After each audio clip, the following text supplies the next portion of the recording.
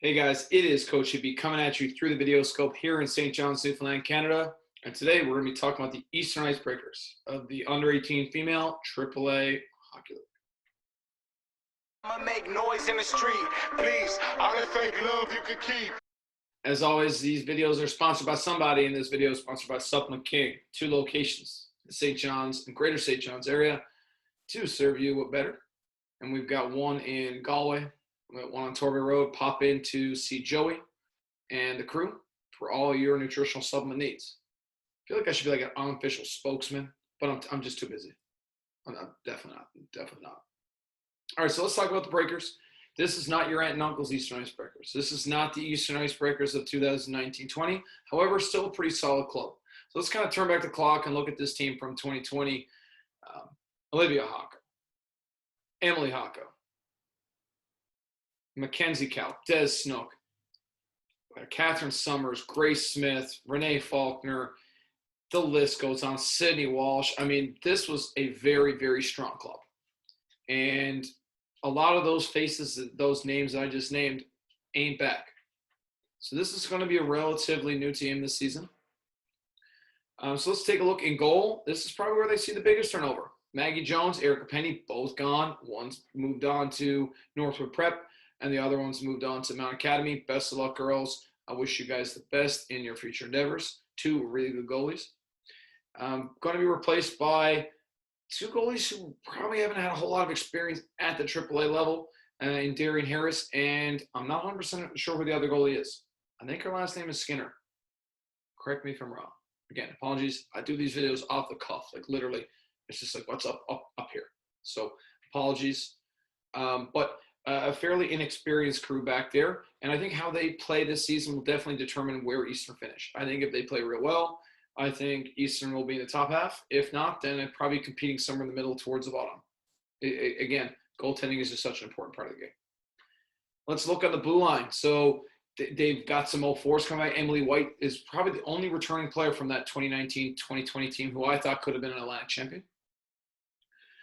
Coming in, you've got some 05s, and you got Amber Cole there, who's going to be steady for you. You've got Claire Fillier, who's actually, wait, Claire Fillier's an 06. Because she tried out for under 16 female team this year. Pretty solid player. I like her. So another one, right? You've got who else? You got Avery Parsons, and I'm guessing Holly Thistle's going to play some D because she can play both. She can play both ways. So that's a pretty solid decor. I don't think it stacks up with some of the other teams in the league, but I think it's serviceable, and I think that it'll be okay. I think their forwards are definitely going to have to give them some help, but at the end of the day, not a bad unit. So let's look at the forwards, and this is where I think the strength and the bread and butter of the Eastern Icebreakers will be, and it has to be this season if they want to be successful. So, down the middle, strong down the middle. I mean, we've got Rachel Hopkins, who's a great skater, good two-way player. Haley Ryan's got a lot of talent. Then you've got, and Julia Butler is also down the middle too, just a real hard-working player who always seems to play well in big games. You've got Katie Parsons on the wing, great energy. I mean, you've got Emily Stride there. She's good on the boards, got a lot of skill. You've got a couple of sixes there too, and Abby Fleet, Brooklyn Kitchen. Like, these are highly skilled players. I think once they grow into the league and get comfortable in what they can and can't do offensively at this level, I think they will definitely be good players. And Heidi Newberry, I think, is a good two-way player as well. Not sure if she's playing center wing, but I think that up front, these guys have some talent, and they have some players who can be interchangeable center wing, can play a little bit of both. I think offensively, I think they're going to really need to be carried by some of their younger players. I think that Fleet and Kitchen are going to have to score goals for them. They're not going to have that time to just they're not going to be given the opportunity to just say, okay, we're going to wait till the second half to see you guys score. I think they're going to need offense from those two players right away. To just because I think that's one part. I think they have solid players, but pure goal scorers is something that those two players are. And I think that they are definitely dark horses in that lineup for sure. I'm really looking forward to seeing that forward core play.